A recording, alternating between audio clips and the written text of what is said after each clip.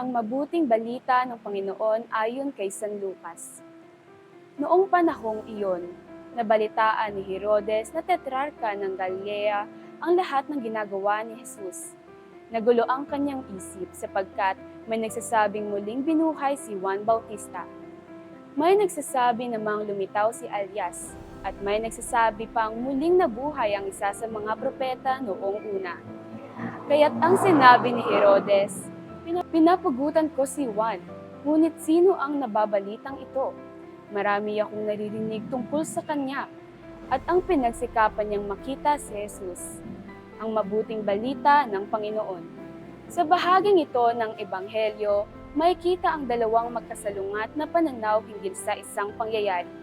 Si Herodes na may sala sa pagkamatay ni Juan Bautista ay nababalot ng takot at pagdududa sa mga naririnig niya tungkol kay Jesus dahil sa kanyang nag-aalab na konsensya.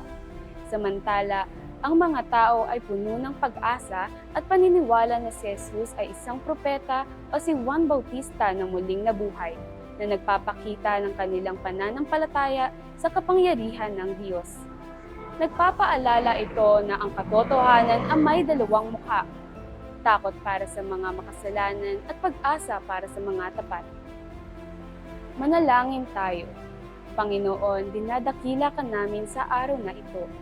Maraming salamat po sa mga biyayang ipinagkaloob niyo sa amin.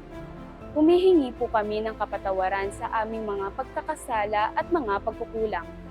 Patawarin mo rin po kami sa aming mga takot at pangamba. Nawa ay maghari ka sa mga aming puso nang sa ganoon ay manatili kaming tapat at totoo. Dalangin namin ito sa pangalan ng iyong anak na si Jesus. Amen.